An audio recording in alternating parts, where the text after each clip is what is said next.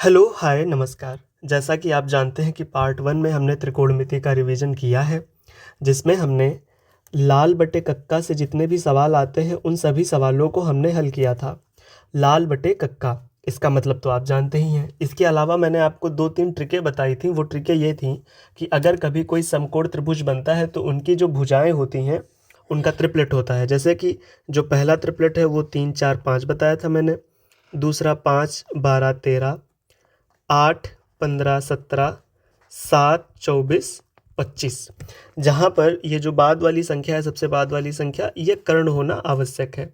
इसके अलावा ये जो भुजाएं हैं, वो दो भुजाओं में से कुछ भी हो सकता है।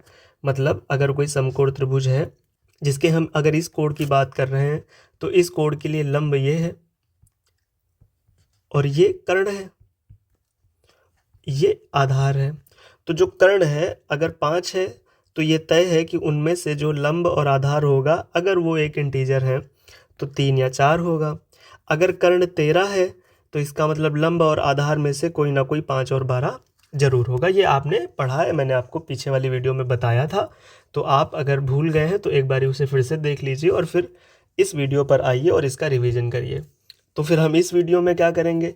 इस वीडियो में हम वो सारे सवाल करेंगे जो हमारे त्रिकोणमिति टेबल से आते हैं, जहाँ पर हम हर एक डिग्री पे मान निकालते हैं। जैसे 0 डिग्री, 30 डिग्री, 45 डिग्री, है ना? आपने ऐसे सवाल देखे होंगे और अगर आपने पढ़ा है, जाहिर सी बात है पढ़ा तो होगा ही। तो जो आज की वीडियो रहेगी, ये डेडिकेटेड रहेगी पूरी की पूरी जो हमारी त्रिकोणमिति की टेबल है, ये वाली। इसे आपने कहीं ना कहीं तो देखा होगा और आपने इसे याद भी किया होगा और आपको ये याद नहीं रहती है। तो चलो कोई बात नहीं, आज मैं आपको यही बताने वाला हूँ कि अगर आपको ये टेबल याद भी नहीं होती है, तो इसको याद करने का तरीका क्या है? इस टेबल में अगर हमें सिर्फ साइन का मान पता चल जाए, तो हम बाकी सभी अनुपातों का मान निकाल लेते हैं। तो आज जो हमारा मेन काम रहेगा वो ये रहेगा कि क्या हम साइन का मान ज्ञात कर पा रहे हैं। साइन का अगर पता चल जाता है, तो आपको पता है कि अगर फ्लिप करके लिख दो तो वो कॉस का मान हो जाता है। साइन का उल्टा होता है कॉसेक, साइन का उल्टा होता है कॉसेक, कॉस का उल्टा होता है सेक और टैन का उल्टा होता है कॉट। ये सब आपको पहले से पता है। तो चलो जल्दी से इसका रिवीजन करते हैं कि इनका हम मान निकालते कैसे हैं। तो अगर मैं आपसे कहूं कि मान लो कि मेरे पास 0 डिग्री है, 30 डिग्री है, 45 डिग्री है, 60 डिग्री है और 90 डिग्री है, तो आप भूल गए हैं तो एक बार याद दिला दूं कि साइन थीटा के लिए हम क्या करते हैं। 0, 1, 2, 3, 4 गिनती लिख दो, बट्टे में सबके 4 लगा दो, बट्टे में सबके 4 लगा दो और फिर इसके ऊपर क्या करो, अंडर रूट लगा दो। अब हल कर दो इसको। 0/4 करोगे तो 0 आएगा और 0 का अंडर रूट 0। 1/4 करोगे और उसका अंडर रूट रखोगे तो 4 का अंडर रूट 2 निकला, तो ये हो गया 1/2। 2 को काटो, 2 दूनी 4 और 1/2 का अंडर रूट निकालोगे तो आ गया 1/√2। 3/4, 3 का तो अंडर रूट निकलेगा नहीं तो √3 हो जाएगा, लेकिन 4 अंडर रूट से बाहर हो जाएगा तो 2 हो जाएगा। 4 एकन्ने 4 और 1 का अंडर रूट करा तो 1 आया। इसका मतलब ये हुआ कि साइन 0 पे 0 मान होगा, साइन थीटा का 30 डिग्री पे 1/2 होगा, साइन थीटा का 45 डिग्री पे 1/√2 होगा, साइन थीटा का 60 डिग्री पे मान √3/2 होगा, साइन थीटा का 90 डिग्री पे मान 1 होगा। आपको ये समझ आ गया? तो ऐसे ही याद कर लेना। अगर आप भूल जाना तो खट से एक सादा पन्ना निकालना और उस पे ये चीज़, जैसे ही आपको सवाल दिखे उस पे ये चीज़ कर देना। आपको 0 का मान पता चल जाएगा, 30 का मान पता चल जाएगा, 45 का मान पता चल जाएगा। अगर आप चाहते हैं कि आपके नंबर बढ़िया हैं, तो ज़रूरी है कि इस टेबल को भी आप याद करके रखिए, है ना? अब अगर हमें साइन का मान पता चल गया, तो मैं इसे इरेज कर दूं पहले। कैसे निकाला आपको ये तो बता ही दिया और ये आप पहले से भी जानते हैं, आपने कहीं ना कहीं देखा है, कहीं ना कहीं पढ़ा है, सुना है ना? तो साइन थीटा का मान 0 पे कितना, 0 डिग्री, 30 पे 1/2, 45 पे 1/√2, 60 पे √3/2 और 90 पे 1। अब हम जब इसके लिए कॉस का मान लिखते हैं, तो कॉस थीटा के लिए कुछ नहीं करना होता, बस इसी साइन थीटा को ऐसे उठाओ और घुमा दो। मतलब जो 90 का मान है वो कॉस थीटा के 0 पे आ जाएगा, सबसे लास्ट वाला सबसे पहले, फिर सेकंड लास्ट वाला सेकंड में, 45 का दोनों के लिए सेम होता है, साइन के लिए भी और कॉस के लिए भी। जो ये 30 वाला है ये उठ के 60 के पास चला जाएगा, तो साइन 30 का मान 1/2 है, तो कॉस 60 का मान हो जाएगा 1/2। साइन 0 का मान 0 है, तो कॉस 90 का मान हो जाएगा 0। अब हमें देखो साइन का भी मान पता चल गया और कॉस का भी मान पता चल गया। tan का कैसे निकालते हैं? तो tan के लिए आप कहोगे भैया वो भी बहुत आसान है। tan थीटा के लिए हम साइन थीटा बटे कॉस थीटा कर देते हैं, मतलब इन सबको बटे में लगा दो, भाग करो। 0 को 1 से भाग करोगे 0 आएगा, 1/2 को √3/2 से भाग करोगे तो 1/√3 आएगा, 1/√2 को 1/√2 से भाग करोगे 1 √3, और 1 इन्फिनाइट हो जाएगा, मतलब नॉट डिफाइंड। तो इस हिसाब से आप सारे के सारे निकाल लेना। इसी तरीके से कॉट थीटा का भी निकल आता है, सेक थीटा का भी निकल आता है और कोसेक थीटा का भी निकल आता है। तो चलो जल्दी से इस टेबल को पूरा करो, बताओ यहाँ पे क्या भरा जाएगा भाई, पूरा करो इस टेबल को। हाँ हाँ कर लो, वीडियो को पॉज करो और अपनी कॉपी पे इस टेबल को पूरा करो, ठीक है। तो इस हिसाब से हमारी ये टेबल पूरी होती है, और इस टेबल में जितने भी सवाल आएंगे हम उनको हल कर लेंगे, ठीक है। आपको मैं एक मशवरा दे दूं कि साइन का मान तो ज़रूर याद कर लेना, कॉस का भी मान और टैन का भी मान। अगर इन तीनों का मान पता है तो बाकी तीनों का निकालना आसान है, क्योंकि वो उनके उल्टा ही होते हैं। तो इसलिए साइन ए का मान, चलो एक बारी ऐसा करो कि इस स्क्रीन को कायदे से देखो, इस टेबल को, और मेरे साथ बोलो साइन 0 का मान 0, साइन 0 का मान 0, साइन 30 का मान 1/2, साइन 30 का मान 1/2, साइन 45 का मान 1/√2, साइन 45 का मान 1/√2, साइन 60 का मान √3/2, साइन 60 का मान √3/2, साइन 90 का मान 1। यही बात 2 3 4 5 बार बोलो, आपको ना तो किसी ट्रिक की आवश्यकता पड़ेगी, ना ही कोई तरीके की, आपको ये याद ही हो जाएगी, है ना। चलो याद कर लो। अगर याद हो गई हो तो आंखें बंद करो और सोचने की कोशिश करो। अगर मैं आपसे पूछूं कि मुझे बताओ कि साइन 30 का कितना मान होता है, आप मुझे बताओ कॉस 45 का मान कितना होता है, टैन 30 का मान कितना होता है, आप मुझे बताओ टैन 0 का मान कितना होता है, कि साइन 60 का मान क्या होता है, साइन 0 का मान क्या होता है, मुझे बताओ कॉस 60 का मान क्या होता है। तो आप कहोगे भैया देखो अभी तो आपने बताया था साइन 30 पे आपने कहा था 1/2, हाँ 1/2, टैन 30 का मान तो 1/√3, कॉस 45 का मान और साइन 45 का मान दोनों के लिए सेम रहता है, ये तो आसान है याद करना, आप याद कर लेना 1/√2। टैन 0 0 ही होता है, साइन 60 √3/2, साइन 0 0 ही होता है, कॉस 60 1/2। ये वाली टेबल चाहो तो एक बारी आप जिस स्टडी रूम में पढ़ते हो अपनी दीवार पर, अपनी डेस्क पर इसे चिपका लो और इसे 1 2 3 दिन तक रोज़ रोज़ देखो, आपको ये याद हो जाएगी, ठीक है। पहली सवाल है कि बताओ कॉस 60 का क्या मान होता है। हमारे पास आंसर है option A B C D. Cos 60 का मान बताना है। आप कहोगे भैया क्या खेल खेलते हो, ये भी कोई सवाल है? हाँ भाई ये सवाल है, 2025 में पूछा गया, कितना आसान सवाल है। यही सवाल अगर आपको टेबल नहीं पता है, ये वाली टेबल, तो आप ये सवाल नहीं कर पाओगे, और अगर आपको ये टेबल पता है तो आप ये सवाल बस देखोगे और टिक करके भाग जाओगे। आप कहोगे भैया देखो हमको आपने कॉस पे कई सारे मान बताए, जिस पे 0 डिग्री भी था, 30 डिग्री भी था, 45, 60 और 90। आपने ये कहा कि 0 डिग्री पे कॉस होता है, कितना होता है 1, 30 पे √3/2, 45 पे 1/√2, कॉस 60 पे 1/2 और कॉस 90 पे 0। तो कॉस 60 पे कितना आ गया 1/2, कॉस 60 पे 1/2, अतः कॉस 60 का मतलब 1/2। कौन सा ऑप्शन है?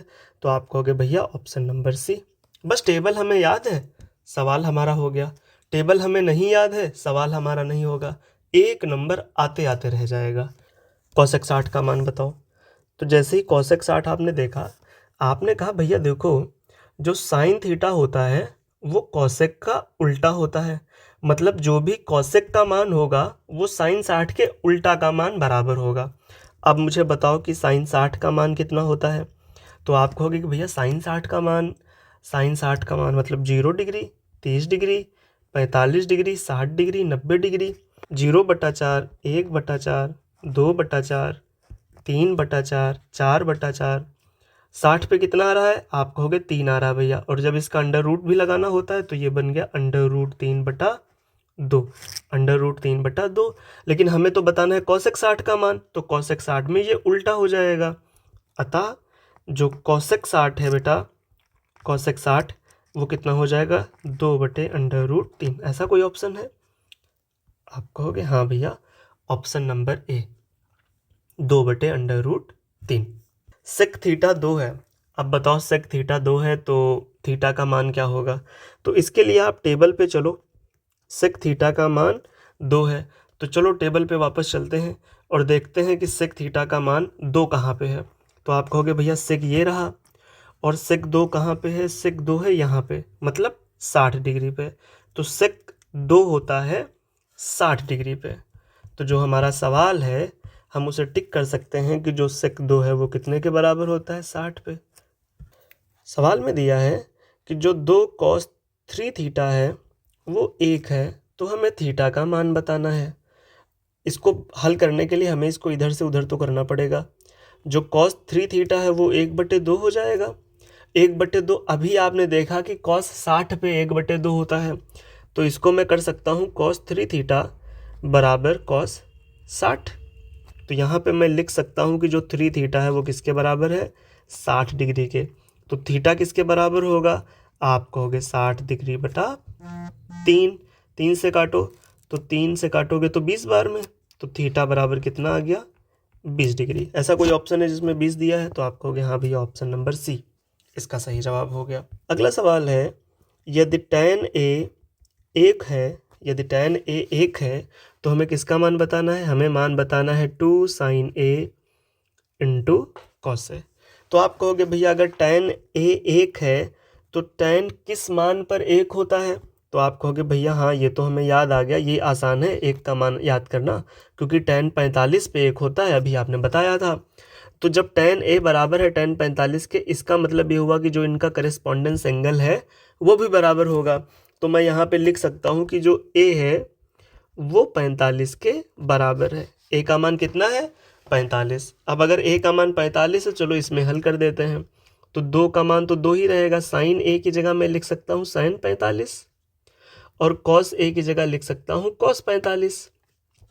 2 2 ही रहा, साइन 45 का मान 1/√2, और जो मान साइन 45 का होता वही मान कॉस 45 का होता।